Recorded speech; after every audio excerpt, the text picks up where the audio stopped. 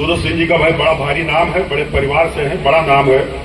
मैंने अपने चुनाव में इनकी बड़ी खोज किया, लेकिन बड़े मुश्किल से हमको मिले नहीं। आज मंच पर मुझे मिले, मैं इनका बहुत तहे दिल से स्वागत करता हूँ। मैं चुनाव लड़ा, कार्यकर्ताओं ने मुझे खूब लड़ा है, मैं लड़ा भी, लेकिन हमको लोगों ने खूब हराया भी, ये भी बात है, ऐसा नहीं है। कितना सिफर चाहिए सुन लीजिए, बता रहा हूँ, जितना सिफर चाहिए उतना लगा लीजिए। ढाई करोड़, 100 करोड़, 50 करोड़। जहां तक देख रहा था, चुनाव भगत राम मिश्रा और आरबीआई लड़ रही थी, कोई दूसरा चुनाव नहीं लड़ता, पूरा देश लगा हुआ था, चुनाव ये हो रहा था। भगत राम मिश्रा समाजवादी पार्टी के गांधी बनकर के निकले हैं। प्रदेश का ब्राह्मण समाजवादी पार्टी का झंडा लेकर के निकलेगा। यहाँ के सीटों के साथ साथ प्रदेश के इकाई को जिता करके मुख्यमंत्री को स्थापित करेगा। कर्नलगंज से मंत्री रह चुके, विधायक रह चुके भाई योगेश प्रताप सिंह जी, बोल नहीं रहा क्या? योगेश प्रताप सिंह जी, हमारे विधायक दुबे जी, नंदा शुक्ला जी, गोंडा से चुनाव लड़ चुके हमारे भाई सूरज सिंह जी।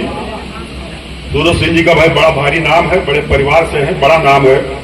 मैंने अपने चुनाव में इनकी बड़ी खोज किया, लेकिन बड़े मुश्किल से हमको मिले नहीं। आज मंच पर मुझे मिले, मैं इनका बहुत तहे दिल से स्वागत करता हूं, मंडल की तरफ से इनका आदर करता हूं। दोस्तों, अभी भी कहा जा रहा था कि गोंडा और कैसरगंज का चुनाव हार गए। क्योंकि चुनाव हारना जीतना तो स्वाभाविक है। हमारे गोंडा देवीपाटन मंडल के सभी लोग जानते हैं चुनाव हारना जीता कैसे हारे। हमारी पार्टी समाजवादी पार्टी के अगुआ हम अखिलेश यादव अपने पार्टी के बदौलत चुनाव लड़ रहे थे। मैं जहां तक देख रहा था, चुनाव भगत राम मिश्रा और आरबीआई लड़ रही थी, कोई दूसरा चुनाव नहीं लड़ता, पूरा देश लगा हुआ था, चुनाव ये हो रहा था। आरबीआई का मतलब आप लोग समझ रहे हैं। बड़े खड़े चुनाव में थोड़ा समय हमारा ज्यादा लग जाएगा, लेकिन मैं चूंकि गोंडा में आया हूं और गोंडा में मेरे ख्याल से हारने के बाद कैसरगंज से लड़ने वाले में पहला प्रत्याशी हूंगा जो आपके बीच में देवीपाटन मंडल में कदम रखने के लिए, आपके बीच में शामिल होने के लिए आया और इस बात का संकेत देने के लिए आया हूं कि आपके कंधे से कंधा मिला करके चलूंगा। लोकसभा सीट यहां से जरूर मैं 3 हारा हूं, लेकिन आपके बीच में कहने आया हूं कि 27 की देवीपाटन मंडल की सभी सीट अखिलेश यादव जी के इस जन्मदिन पर सौगंध लेकर कहता हूं, जिताने के लिए शपथ लेने आया हूं।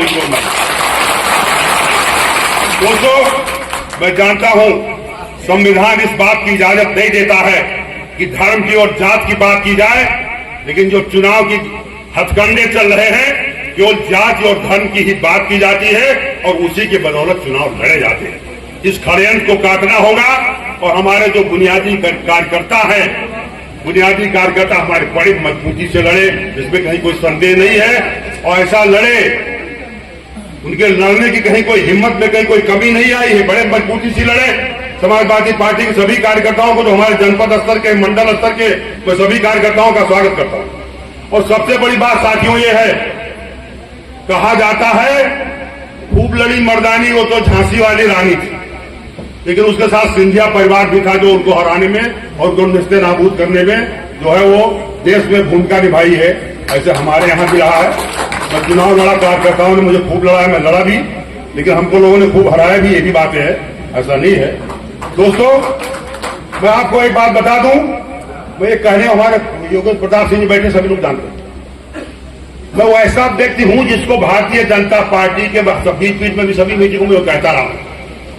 भारतीय जनता ये कि यहाँ एक दो लोग के नेताओं, भारतीय जनता पार्टी के नेताओं की बात मैं नहीं कर रहा हूं। नेता तो यहाँ कई हैं, मंडल में है, प्रदेश में है। प्रदेश भारतीय जनता पार्टी की पूरी टीम की बात मैं कर रहा हूं।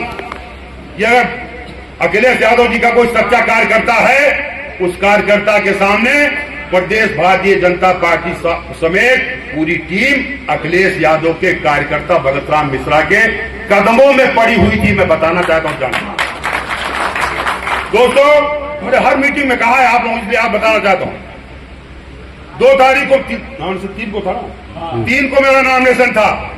2 तारीख को भारतीय जनता पार्टी के प्रदेश इकाई, प्रदेश यूनिट की तरफ से हमारे जनपद भारतीय जनता पार्टी की बहराइच की पूरी यूनिट आई थी। उन्होंने कहा था, मिश्रा जी आप अपने जबान से जितना सिफर चाहिए सुन लीजिए, बता रहा हूं, जितना सिफर चाहिए उतना लगा लीजिए। ढाई करोड़, 100 करोड़, 50 करोड़।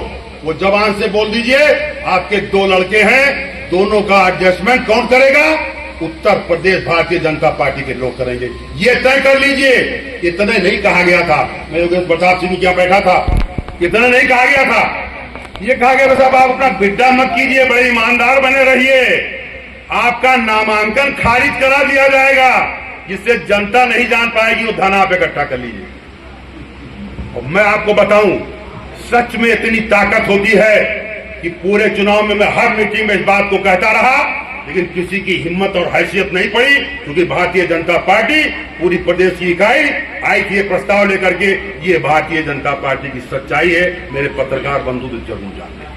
मैं आप लोगों से कह रहा हूं कि बयार बदल रही है, हवा बदल रही है, कल बदलने वाली है। मैं पत्रकार साथियों से हाथ जोड़ करके अनुरोध कर रहा हूं कि आप लोग भी अपने को बदलिए। ये बुद्धिजीवी तबका है, चौखंबा है, यही बदलेगा तब देश बदलेगा, तब देश की बयार बदलेगी। सबसे बड़ी जरूरत मैं अपने हर मीटिंग में कहता रहा, योगेश प्रताप सिंह जी बैठा था, तब तक फिर मेरे पास संदेश आ गया, बल्कि मैं बिगड़ भी गया, इनको बुरा भी लगा। इन्होंने कहा साहब एक सज्जन बैठे थे, मैंने आपसे परिचय कराया, आपने तवज्जो नहीं दिया। मैं सच में तवज्जो नहीं दिया, इन्होंने किसी हमारे जो है चेयरमैन से परिचय कराया था, क्योंकि बात हमारी ऐसी हो रही थी।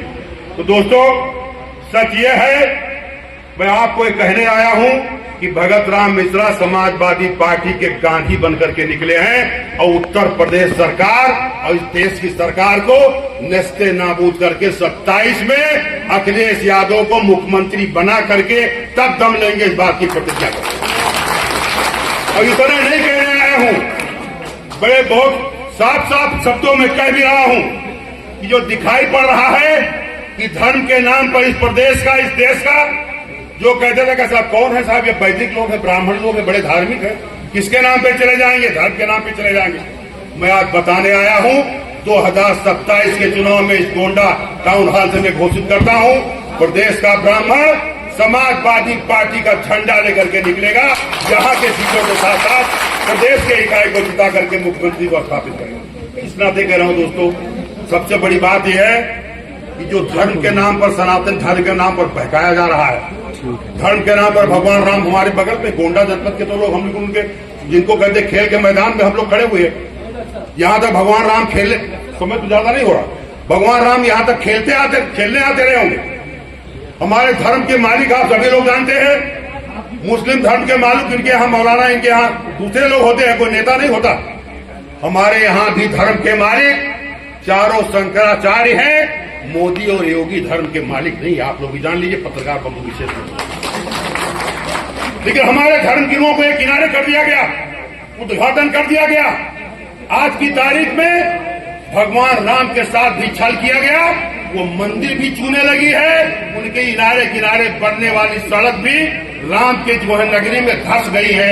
ये खेल राम की नगरी अयोध्या में भी किया गया।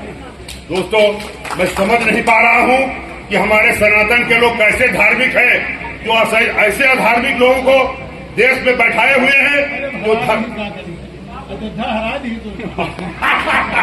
देखिए हमारे प्रताप सिंह जी कह रहे हैं, वो भी उस पर आ रहा हूं, थोड़ा समय हमारी बुरा मत मानिएगा, उस पर भी आ रहा हूं। हमने कहा भी था, अवधेश प्रताप सिंह पे जो कह रहे थे अयोध्या की जो बात है मैं बता दूं, अयोध्या की बात है मैं बता दूं, जहां के भगवान राम थे, राजा नहीं थे, भगवान थे। ये हमारे वेदों में कहा गया, पुराणों में कहा गया है। मैं ऑथेंटिक रूप से आपसे इस नाते कह रहा हूं क्योंकि मैं धर्म का जानकार हूं। जो भाजपा के लोग बैठे हैं वो धर्म के बारे में एबीसीडी नहीं जानते। मैं 18 पुराण और चारों वेद का अध्ययन करने के बाद राजनीति में पदार्पण किया हूं, कि मैं बता रहा हूं। दोस्तों जब धर्म की स्थापना हुई, भगवान राम को लगा कि हमारे धार्मिक चारों, हमारे शंकराचार्य मना कर रहे हैं कि ठीक नहीं है, उद्घाटन नहीं होना चाहिए, लेकिन उसके बाद लोगों ने उद्घाटन कर दिया। आज उसका नतीजा हुआ, अभी पकड़िएगा,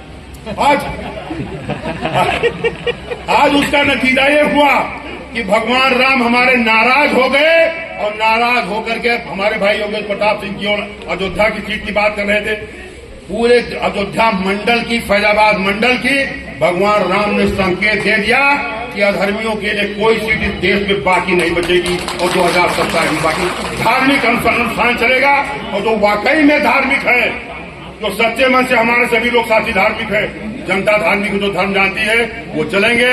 हमारे देश के प्रधानमंत्री जी सनातन धर्म की बात करते हैं। भगवान राम की दोस्तों साथियों, पत्रकार बंधुओं से विशेष करके ये मर्यादा रही है कि भगवान राम जब महल छोड़ करके जंगलों में निकले, हमारी माता जनक नंदिनी सीता जी महल छोड़ करके उनके साथ उनके पथगामिनी बनी जंगलों के कांटों पर सोई और रही। दुर्भाग्य है इस देश का, सनातन का अपने को मालिक कहने वाले माननीय हमारे प्रधानमंत्री नरेंद्र मोदी जी अपने महलों में रह रहे हैं और उनकी पत्नी कांटा और कंकड़ों पर विचर रही है। दुर्भाग्य है, हमारे देश का एक धर्म नहीं कहता है। दोस्तों, मैं ज्यादा नहीं कहूंगा, मैं समझ रहा हूं बड़े देर से लोग बैठे हैं। मैं एक बार पुनः रिपीट करता हूं, दोस्तों मैं गोंडा आया हूं आज सिर्फ इस बात का संकेत देने के लिए कि मैं गोंडा में मंडल में लगातार बना रहूंगा और शपथ लेने के लिए जो कहा है 27 को दिखा करके हटूंगा। धन्यवाद, जय हिंद।